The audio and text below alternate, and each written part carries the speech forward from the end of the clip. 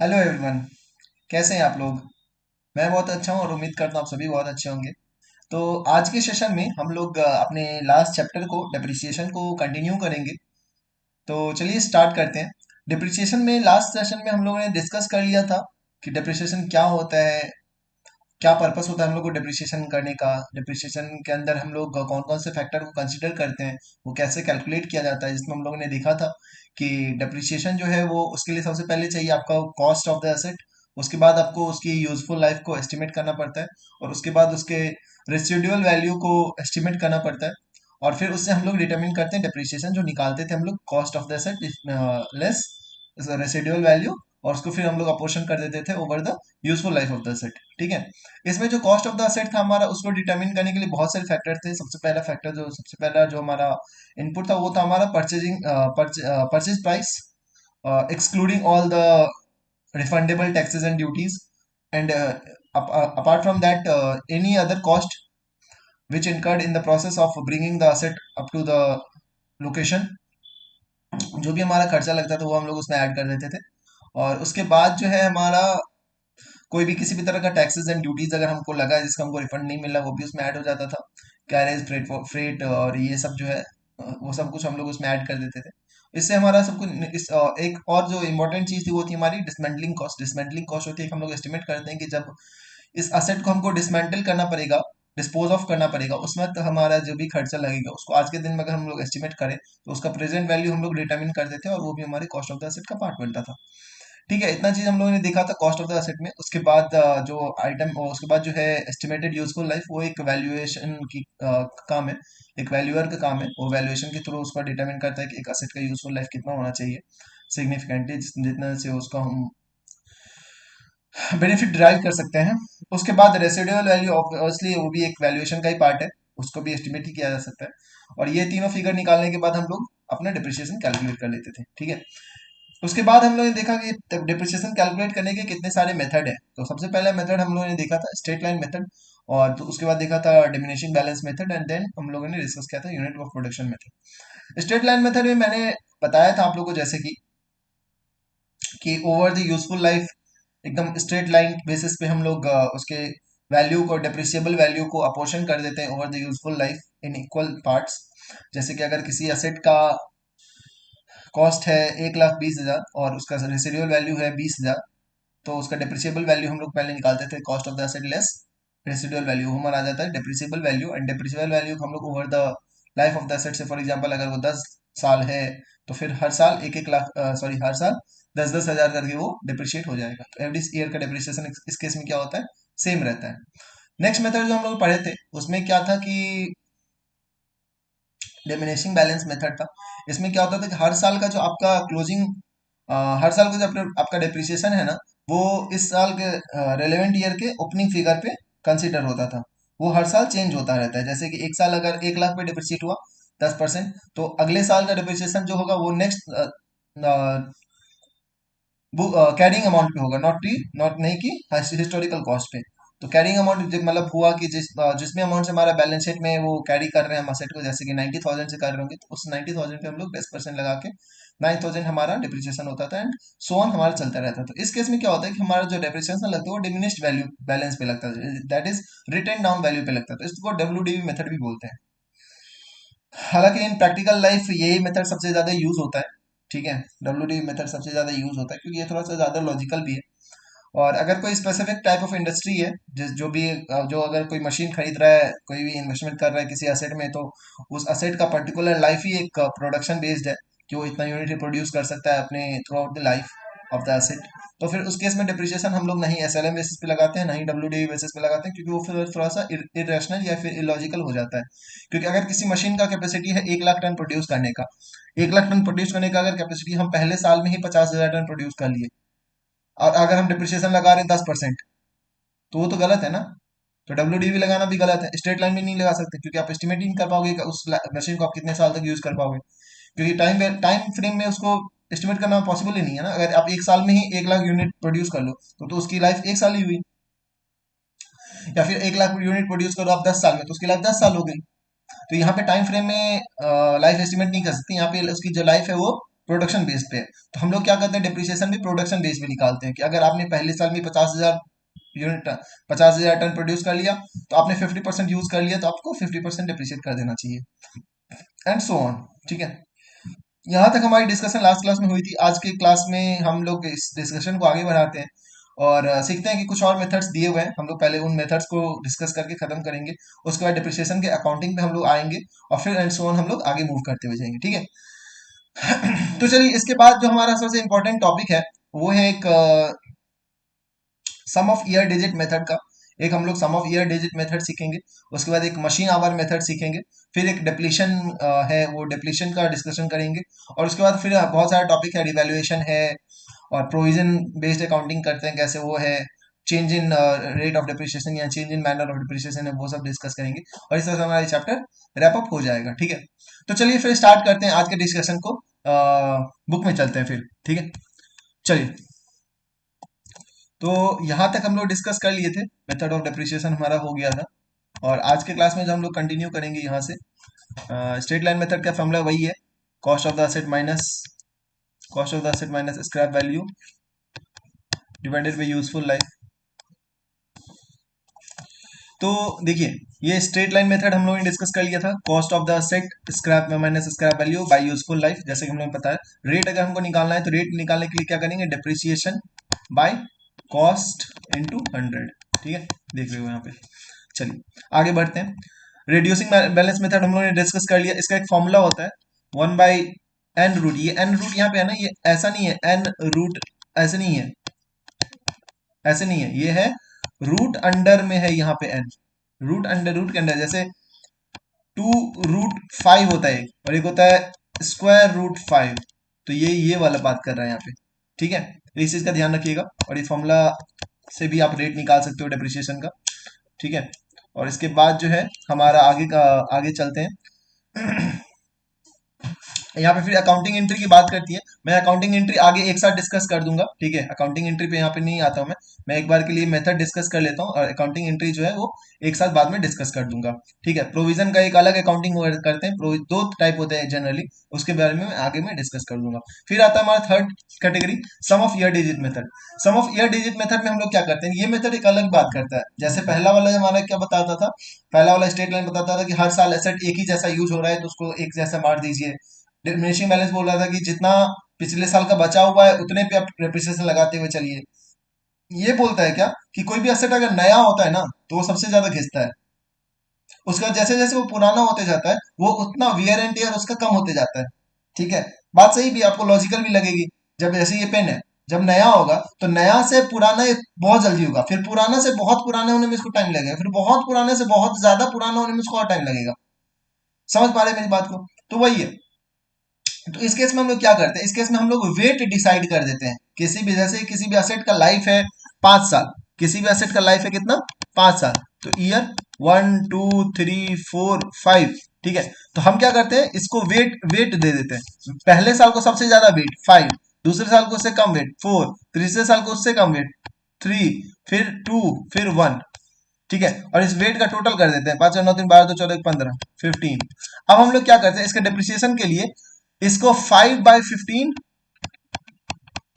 Into cost. ये कौन से साल में, फर्स्ट ईयर में। सेकंड में क्या करते हैं, 4/15 इंटू कॉस्ट। थर्ड में क्या करते हैं, 3/15 इंटू कॉस्ट। फोर्थ में क्या करते हैं, 2/15 into cost, and so on हम लोग करते हैं। इससे क्या हो रहा है कि पहले साल सबसे ज्यादा डेप्रिसिएशन चार्ज होगा, दूसरे साल उससे कम डेप्रिसिएशन चार्ज होगा, तीसरे साल उससे कम, चौथे साल उससे कम, और सबसे कम कब, लास्ट में। उसके बाद हमारा रेसिडुअल वैल्यू बच जाएगा। तो इसका भी एक अपना लॉजिक है, सही बात है। तो यही हमारा कहता है सम ऑफ ईयर डिजिट मेथड। इसमें हम क्या करते हैं, the number of year including the present year of the remaining life of the asset divided by total of the all digit of the life of the asset. Total of all digit यहाँ पे हो गया हमारा 15, जो हमारा 15 होता था। ठीक है, और ये number of years including present year of the, ये इसका क्या है, वेट। ये क्या है, वेट। ठीक है, और ये सम जैसे कि यहाँ पे 15 है, 15 यहाँ पे हम लोग निकाले हैं। 15 निकालने का क्या लॉजिक है, कैलकुलेट, अब मैं जैसे बोल दूंगा कि 30 है, तो 30 तक तो आप 1 2 3 4 5 6 ऐड नहीं कर देते होगे, तो इसका एक फॉर्मूला है n into N plus 1/2। N मतलब क्या, नंबर ऑफ आइटम। जैसे कि 30 तक अगर हमको सम निकालना है तो 30 multiply by 30 plus one equal to 31/2। तो ये आपका 31 इंटू 15 जो भी आएगा 465 आ जाएगा। ठीक है। उसके बाद जैसे यहाँ पे वही चीज यहाँ पे देख लीजिए, 5 था ना, तो 5 क्या होता है, 5 इंटू 6/2, 15। देखिए 15 आ गया था हमारा। तो ये सम करने का एक फॉर्मूला है, n into n plus 1/2, n into n+1/2। ये फॉर्मूला ध्यान रखिएगा। ठीक है। और यहाँ पे है ये फॉर्मूला लिखा हुआ। उसके बाद सम ऑफ ईयर डिजिट मेथड हो गया। एक बार एक लिए अगर हम क्वेश्चन देखना कर चाहे, क्वेश्चन करके देखना चाहें तब करके भी देख सकते हो। जैसे कि ये इलस्ट्रेशन है, mister Akash purchase machine for 10 lakh, 10 lakh की मशीन परचेज किया। Estimated useful life and scrap value were 10 साल। एस्टिमेटेड यूजफुल लाइफ कितने, 10 साल। स्क्रैप वैल्यू कितना है, 1,20,000। तो डिप्रिसिएबल वैल्यू कितना हो गया, 8,80,000। ठीक है। The machine was put to use on 1 January 2014। मतलब ही नहीं है, पुट टू यूज से हमको मतलब नहीं है। अच्छा चलिए, कोई परचेज का भी डेट नहीं दिया हुआ, तो हमको इसी डेट को कंसीडर करना पड़ेगा। ठीक है, कोई बात नहीं। मशीनरी अकाउंट बनाने बोल रहे हैं, डेप्रिसिएशन अकाउंट बनाने बोल रहे हैं फॉर द ईयर 2019। 2019 के लिए 2014 में खरीदा था। ठीक है। By using sum of year digit method, sum of year digit method. तो ठीक है, आई गेस ये दिसंबर अकाउंटिंग फॉलो करता है। ओके, दिसंबर अकाउंटिंग फॉलो करता है। तो ठीक है, कोई बात नहीं। सबसे पहले हम लोग क्या करेंगे, सबसे पहले हम लोग ये करेंगे कि 2014 में खरीदा ना, फिर 2015, 2016, 2017, 2018 और 2019, इस साल का हमको बनाना है। यूजफुल लाइफ कितना बता रहा है, 10 साल ना। यूजफुल लाइफ कितना बता रहा है, 10 साल। हाँ, तो इधर कितना यूज होगा, 10, 9, 8, 7, 6, 5, 19 में कितना यूज होगा, 5। और टोटल सम कितना हो जाएगा, 10 इंटू 10+1/2 इजकल टू 11/2, 5 जा 55, कितना होगा 55। तो 2019 का डिप्रिसिएशन कितना होगा, 5/55 इंटू 100, सॉरी 100 नहीं, कॉस्ट, कॉस्ट कितना था 880, 1180 जा इजकल टू 80,000। कितना है हमारा डिप्रिसिएशन, 80,000। चलिए यहाँ पे देखिए, डिप्रिसिएशन का एंट्री क्या किया है, बाई डिप्रिसिएशन 80,000। बैलेंस कितना बच गया, 2,80,000। क्यों 2,80,000 कहाँ से आया, क्योंकि 5 साल, 1, 2, 3, 4, 5, 6 साल ऑलरेडी डिप्रिशिएट कर गया, 4 साल का बाकी है। तो 4 साल का डिप्रिसिएशन का यहाँ पे इतना और बाकी रह गया। ठीक है। और ये डिप्रिसिएशन को हम लोग क्या करेंगे, डिप्रिसिएशन अकाउंट में टू मशीनरी अकाउंट 80,000, 80,000 यहाँ पे ट्रांसफर कर दिए। ठीक है, तो बहुत ही सिंपल सा है, बस थोड़ा सा कैलकुलेशन ध्यान रखना है। उसके बाद हमारा नेक्स्ट मेथड आता है मशीन आवर मेथड। उसके बाद हमारा नेक्स्ट मेथड क्या है, machine our method. Machine our method क्या कहता है, जैसे production unit of production method हमने डिस्कस किया था ना, उसमें हम लोग क्या देखे थे कि एक मशीन का कितना कैपेसिटी है, कितना यूनिट तक वो प्रोड्यूस कर सकता है, इस बेसिस पे हम उसका लाइफ देखते थे।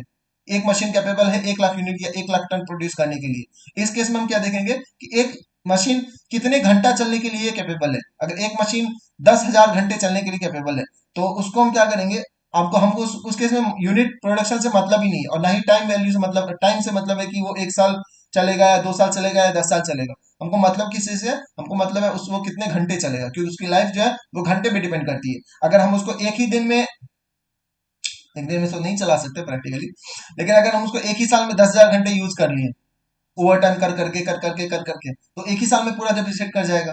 अगर हम उसको 10 साल तक यूज करते रहे, थोड़ा थोड़ा थोड़ा थोड़ा करके, तो 10 साल तक डिप्रिशिएट करेगा। तो यहाँ पे मतलब टाइम से नहीं है, यहाँ पे मतलब यहाँ से किस चीज है, क्योंकि कितने घंटे तक यूज हो रहा है। ठीक है, तो जितने जिस साल वो जितने भी घंटे यूज होगा, टोटल ऑफ द उसका कैपेसिटी से डिवाइड करके हम उसको उतने प्रोपोर्शन में हम उसका डिप्रिसिएशन निकाल देंगे। ठीक है, चलिए एक बार के लिए इलस्ट्रेशन देख लेते हैं इसका भी। Machine purchase for 30 lakh, 30 lakh के लिए खरीदे थे 24 घंटा, और टोटल एस्टिमेटेड वर्किंग आवर कितना कैपेसिटी था, 24,000 आवर। ठीक है, इसी का ध्यान रखिएगा। स्क्रैप वैल्यू कितना, 2 लाख। तो डिप्रिसिएबल वैल्यू कितना, 28 लाख।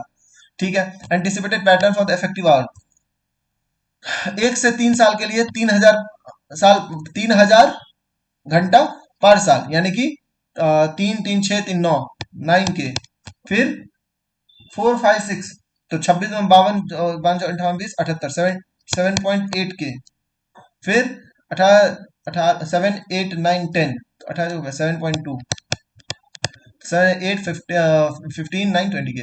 ठीक है, तो इस केस में क्या होगा, एनुअल डिप्रिसिएशन हमारा जो होगा वो इस पहला के केस में क्या हो जाएगा, 3K/24K इंटू 28 लाख। तो ये हो जाएगा आपका 8K, और इसे करके आपका आ जाएगा आंसर, देखिए यहाँ पे दिया हुआ है 3,50,000। 456 में क्या लगेगा, 3,03,000। फिर आपका क्या लगेगा, 2,10,000। वही किया है 3,000 बाय, देखिए 3/24K किए हैं, 3/24K, 2,600/24,000, फिर 1,800/24,000 इंटू 28 लाख, 28 लाख, 28 लाख।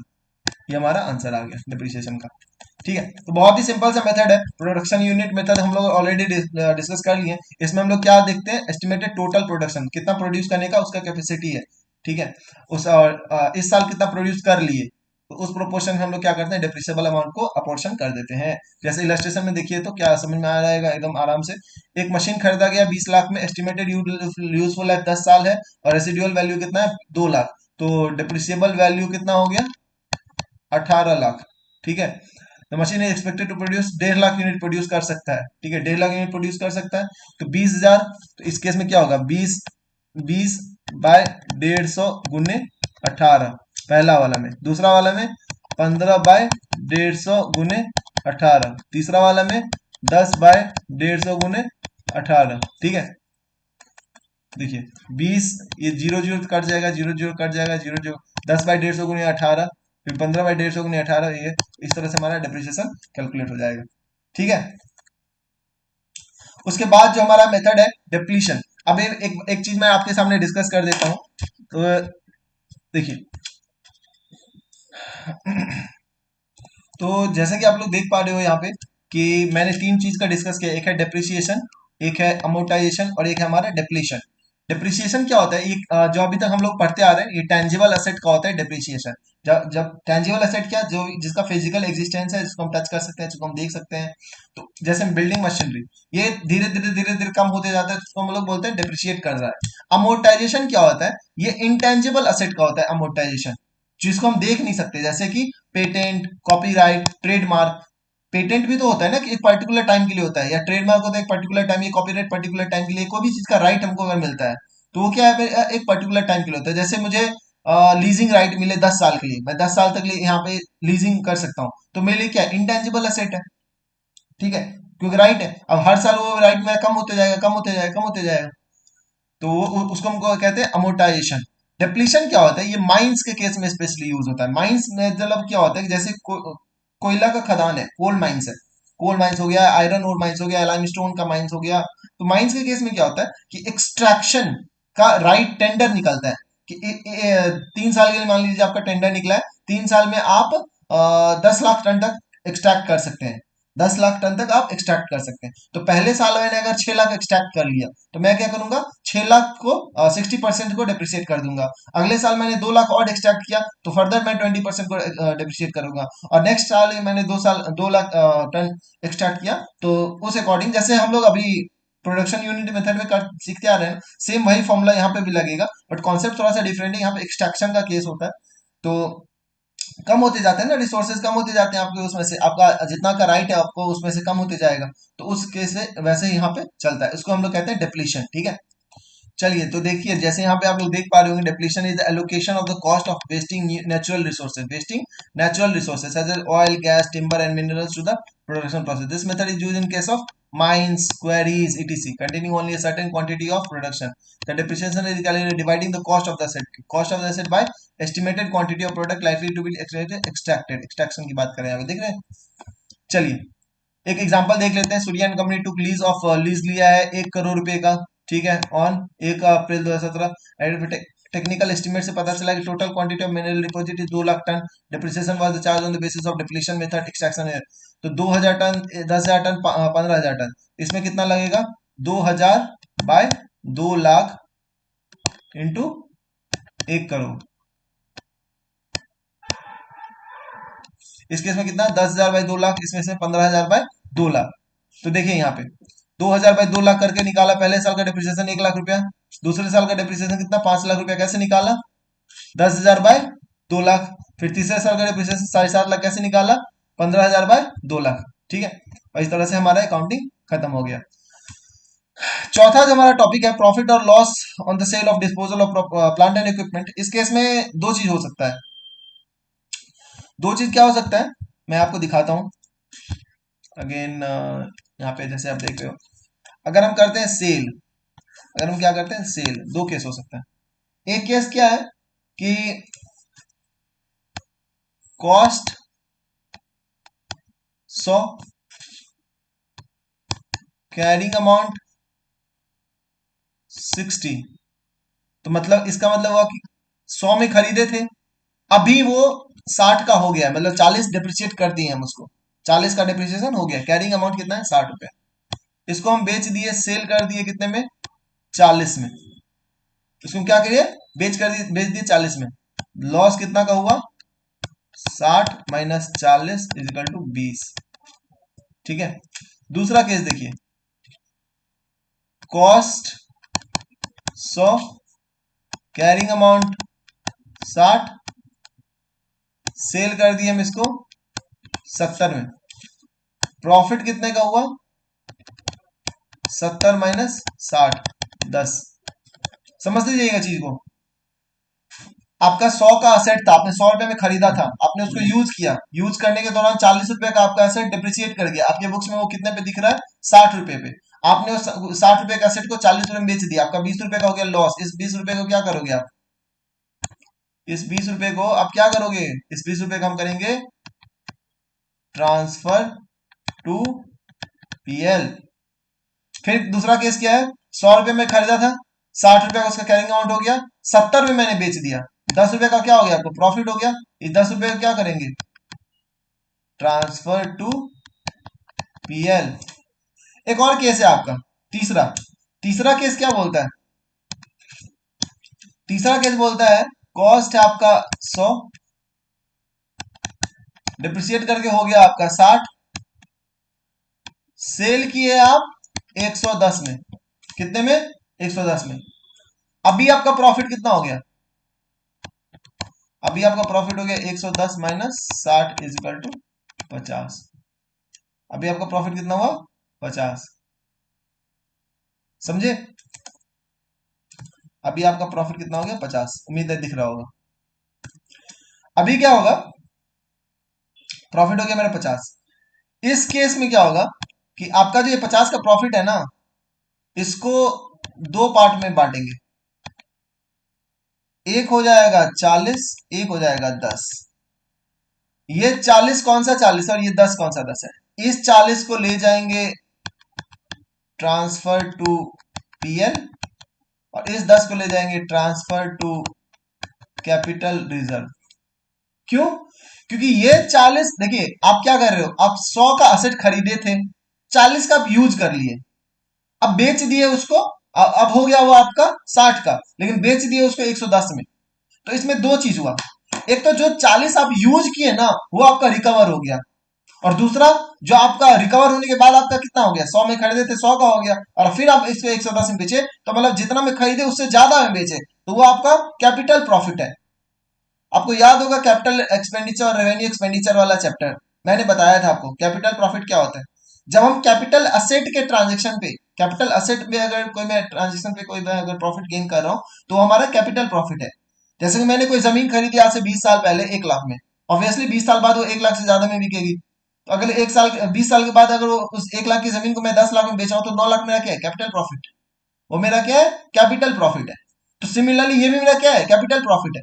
लेकिन अगर मैं इसको 70 में जब तक बेच रहा था, देखो तो 100 का माल 70 में बेच रहा हूँ, मुझे 30 रुपए का लॉस है, लेकिन 30 रुपए का लॉस नहीं है, क्योंकि 10 रुपए का प्रॉफिट है। क्यों, क्योंकि 40 रुपए का आप यूज कर चुके थे।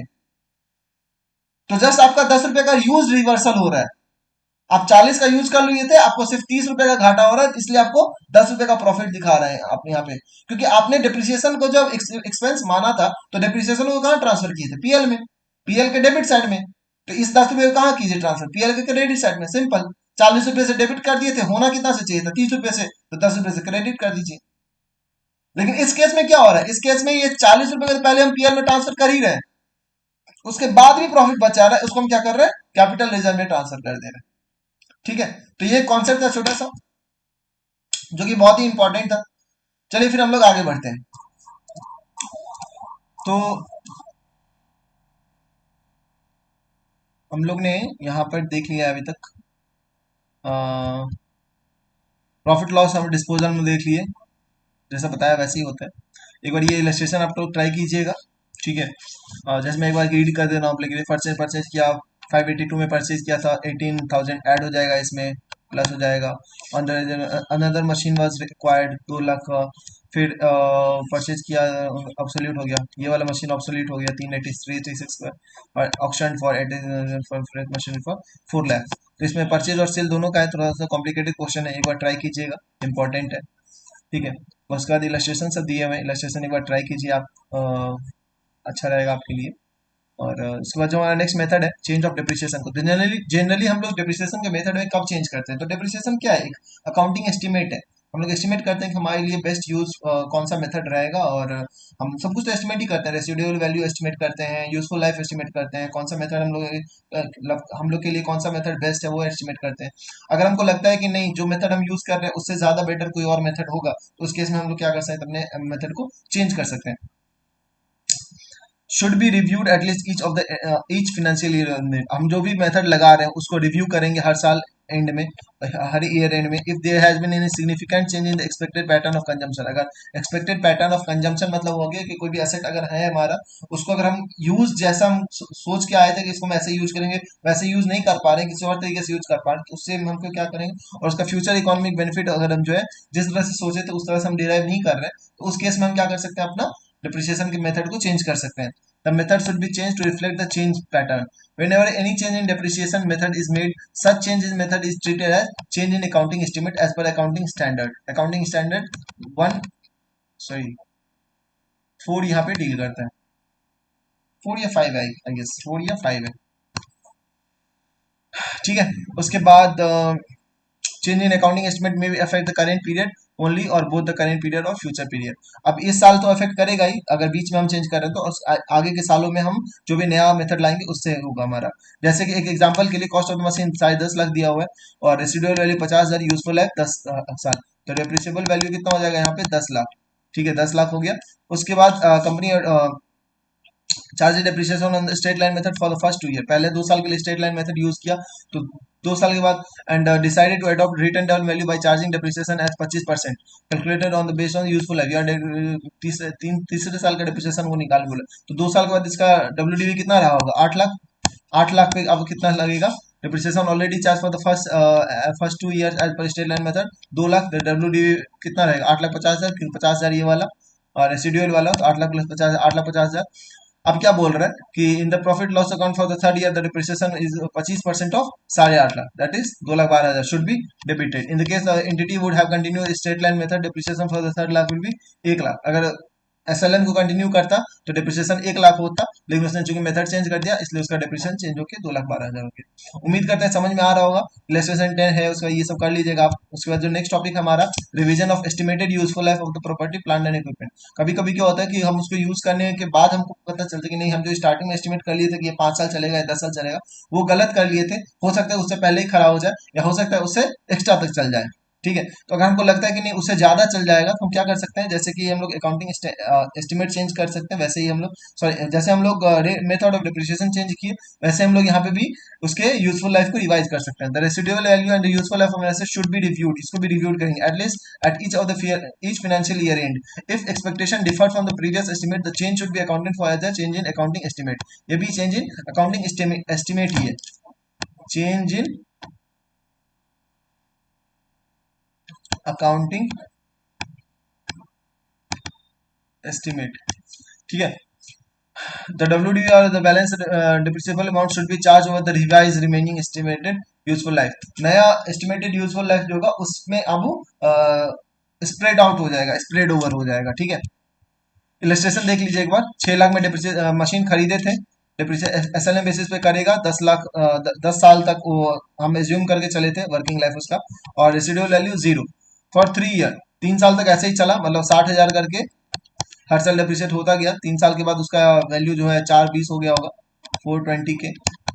अब उसको रीअसेस किया गया 5 साल, क्योंकि 3 साल के बाद वो 7 साल चलना चाहिए पुराने एस्टिमेट के हिसाब से, क्योंकि 10 साल का था, लेकिन अब चूंकि उसका एसेस किया जाए 5 साल, तो ये 4,20,000 है, इसको आप पोर्शन कर देंगे 5 ईयर में, 5 ईयर में, तो ये जो है ना अब 84,000 का डिप्रिसिएशन हर साल लगेगा।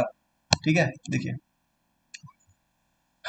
उसके बाद एक लास्ट टॉपिक हमारा आता है रिवैल्यूएशन का। रिवैल्यूएशन का कॉन्सेप्ट भी मैं आपको समझा देता हूँ। रिवैल्यूएशन में हालांकि ज्यादा कुछ है नहीं, थोड़ा सा मैं आपको बताता हूँ कि रिवैल्यूएशन के केस में अगर इन रिवैल्यूएशन मतलब होता है कि किसी भी असेट को फिर से वैल्यू करना। तो किसी भी असेट का वैल्यू बहुत सारी चीजों से चेंज होता है। अगर वियर एंड टीयर से चेंज होता है तो उसको तो हम डेप्रिसिएशन बोलते हैं। लेकिन अगर टेक्नोलॉजिकल चेंजेस आ गया, कंज्यूमर का टेस्ट प्रेफरेंस बदल गया, ये कोई भी मशीनरी कंप्लीटली आउटडेट हो गया, तो उसका वैल्यू अचानक से बहुत ज्यादा या बहुत कम हो सकता है। तो उस केस में हम लोग डेप्रिसिएशन नहीं यूज करके हम लोग क्या करते हैं, रिवैल्यूएशन यूज करते हैं। क्योंकि डेप्रिसिएशन क्या होता है, वो एक सिस्टमेटिक एलोकेशन होता है, वो हर साल सेम होगा, ऐसा सेम पैटर्न फॉलो करेंगे। लेकिन रिवैल्यूएशन का ऐसा कोई केस नहीं है। अगर किसी भी वजह से अचानक मेरे एसेट का वैल्यू बढ़ जाता है तो भी हम रिवैल्यूएशन में उसको कंसीडर करेंगे। अगर किसी भी वजह से मेरे एसेट का वैल्यू अचानक से गिर जाता है बहुत ज्यादा, या फिर इनसिग्निफिकेंट, तो फिर वो इनसिग्निफिकेंट मतलब वो अनसिस्टमेटिक वे में, तो फिर उसको भी हम रिवैल्यूएशन में कंसीडर करेंगे। तो यहाँ पे देखते हैं हम लोग रिवैल्यूएशन का दो केस हो सकता है, या तो वैल्यू इंक्रीज कर सकता है या फिर वैल्यू डिक्रीज कर सकता है। अगर इंक्रीज करता है वैल्यू तो credited directly to the owners interest under the heading revaluation surplus, तो ये हमारा कैपिटल रिजर्व में चला जाएगा।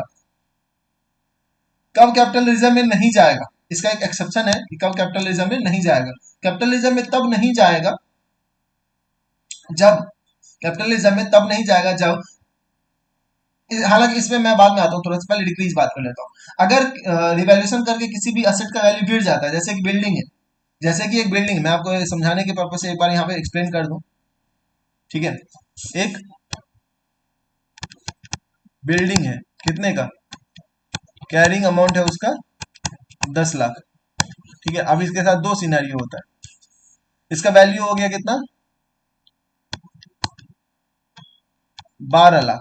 ठीक है, तो ये जो प्रॉफिट है ना कितने का, 2 लाख का, इसके साथ क्या होगा, ट्रांसफर टू कैपिटल रिजर्व। क्यों, क्योंकि ये कैपिटल प्रॉफिट है। अगर इसका वैल्यू हो गया 8 लाख, तो ये जो लॉस है ना 2 लाख का, transfer to PNL.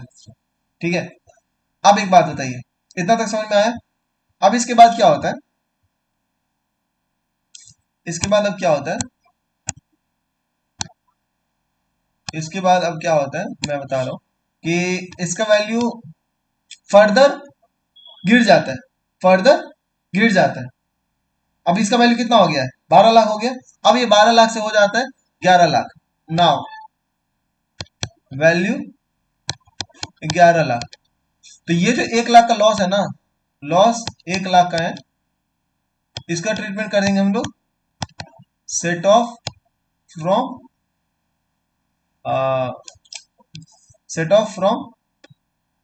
Capital reserve. क्योंकि कैपिटल रिजर्व में पहले कितना ट्रांसफर किया था, 2 लाख, उसमें से 1 लाख को सेट ऑफ कर देंगे। दूसरा केस इसमें से ये भी बन सकता है कि अगर वैल्यू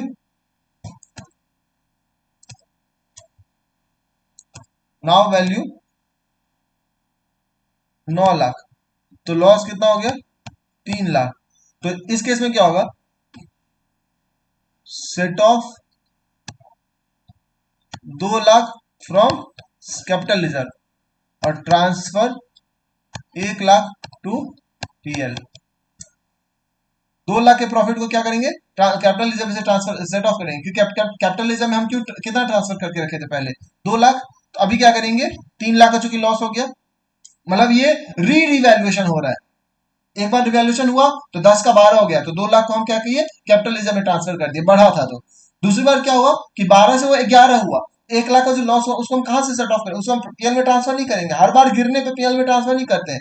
अगर मेरा एसेट का वैल्यूएशन गिर रहा है लेकिन उसके अगेंस्ट में पहले कभी कैपिटलिज्म में ट्रांसफर हुआ था, तो उसको वहां से सेट ऑफ कर देंगे।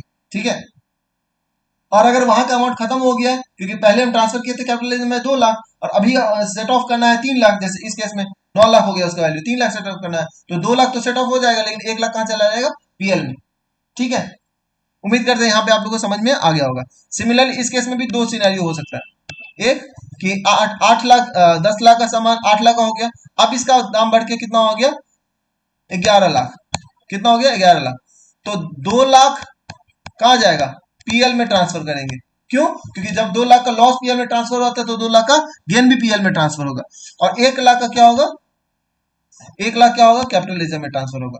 और अगर यहीं पे 8 लाख का जगह पे 9 लाख होता तो इस केस में क्या होता? 1 लाख पीएल में ट्रांसफर होता। उम्मीद करता हूँ समझ में आ गया होगा। ठीक है, चलिए एक बार बुक में चल के डिस्कस कर लेते हैं।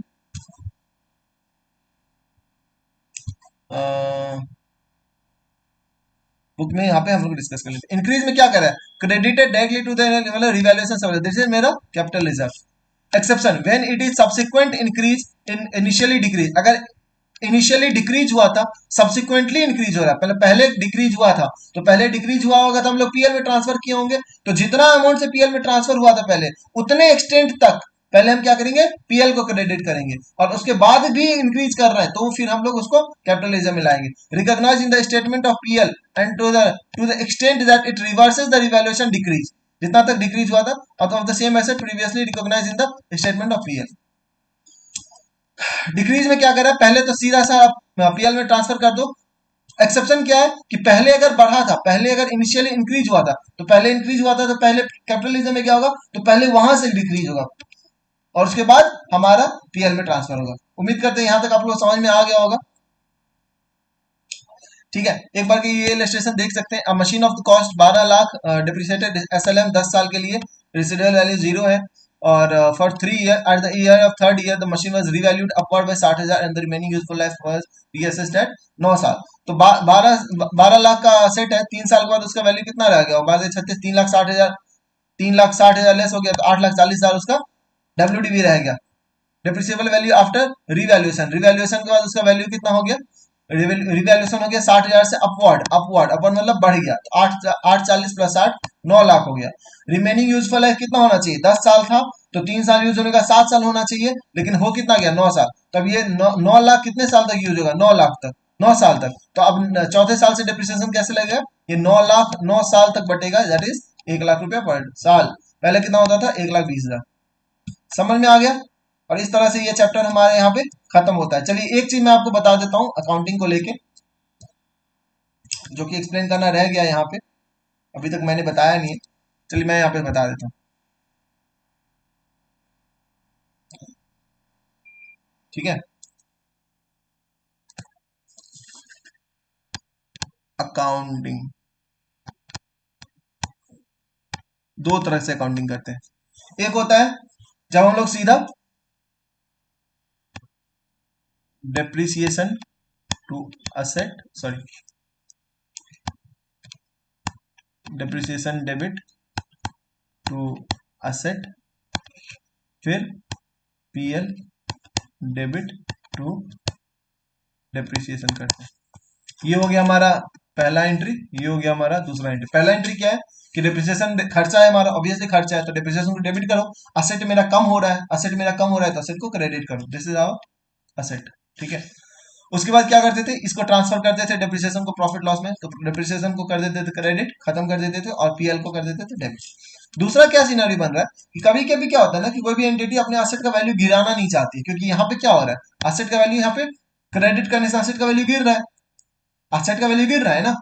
कोई भी एंटिटी क्या चाहती है कि हमारा असेट का वैल्यू गिरे नहीं, तो वो चाहती है कि असेट का वैल्यू जितना है उतना ही रहे, उसके अगेंस्ट में लाइबिलिटी खड़ा हो जाए। अब इसका क्या मतलब हुआ? इसका मतलब यह हुआ कि जैसा एंट्री हो रहा है वैसे सेम होगा, बस डिप्रिसिएशन अकाउंट डेबिट होगा, लेकिन टू असेट की जगह पे टू प्रोविजन फॉर डिप्रिसिएशन होगा, फिर पीएल डेबिट टू डिप्रिसिएशन, ये एज इट इज होगा। इसका बहुत सारा फायदा है। फायदा क्या है कि जब आप असेट को गिरा रहे हो, एक तो आपका बैलेंस शीट वीक हो रहा है, क्योंकि आपका असेट गिरते जा रहा है, गिरते जा रहा है, आपका बैलेंस शीट का जो स्ट्रेंथ है वो कम होते जा रहा है। तो कोई भी एंटिटी नहीं चाहती कि उसका बैलेंस शीट जो है वो तगड़ा ना दिखे, एकदम कम पे दिखे। ठीक है, क्योंकि डिप्रिसिएशन का अमाउंट कोई छोटा मोटा अमाउंट होता नहीं, बड़ा अमाउंट होता है। और दूसरा रीजन ये है कि आप अगर प्रोविजन बनाते हुए चल रहे हो तो आपको पता है ये एक तरह से आपके लिए लाइबिलिटी का भी काम कर रहा है। आपको पता है कि कल को जब ये मशीन आपका खत्म हो जाएगा तो आपको एक नया मशीन फिर से लेना होगा। तो आपके पास अगर ये प्रोविजन रेडी होगा तो अगले जब जब ये मशीन खत्म होगा तो आप क्या करोगे? इस प्रोविजन के अगेंस्ट में आपके पास तो प्रोविजन पहले से क्रिएटेड है, प्रोविजन को रिवर्स करके नया से खरीद लोगे। तो ये एक तरह से बैकअप का काम भी करता है, और यहाँ पे कोई बैकअप नहीं है, ये एकदम सिंपल प्रोसेस है। इसमें हम लोग क्या कर रहे हैं, डिप्रिसिएशन टू असेट कर रहे हैं, पीएल टू डिप्रिसिएशन कर रहे हैं। इस केस में हम लोग क्या करें, असेट में कोई टच नहीं करें। तो इस केस में क्या होगा, इस केस में क्या होगा, asset value will change every year and reflect at its net value of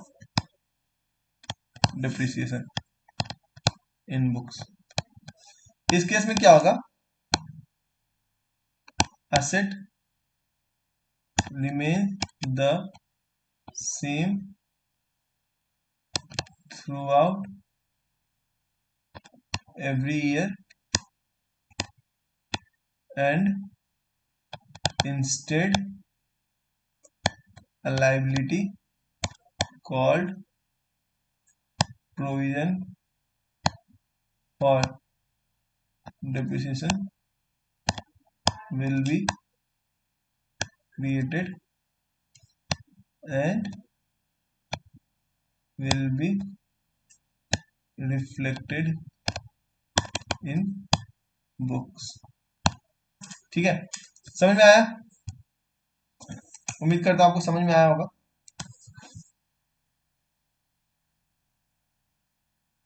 ठीक है,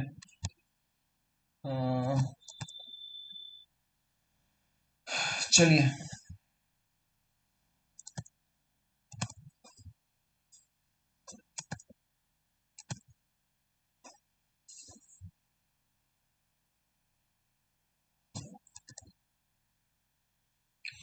यहाँ पे एक और जगह पे एंट्री दिया हुआ है इस चीज का, मैं आपको दिखा देता हूँ एक जगह।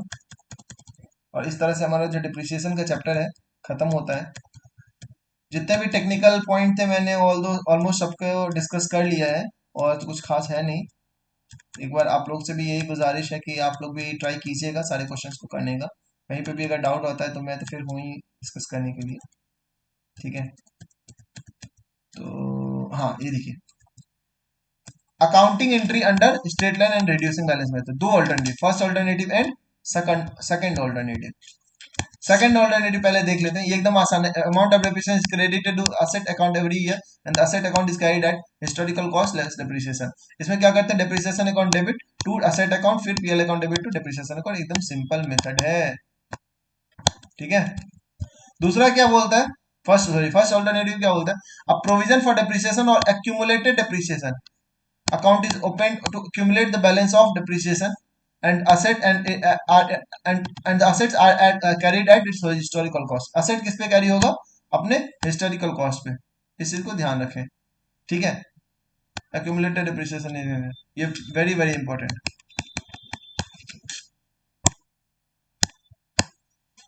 It, this method is preferred by most of the organization, most of the organization इसी को प्रेफर करती है, as it present both the gross investment and the current value of the asset। gross investment भी दिखता है क्योंकि asset मेरा gross investment पे दिख रहा है, और current value of asset इसलिए दिखता है क्योंकि ये कभी भी हम accumulated depreciation लेस करके उसका net figure देख सकते हैं।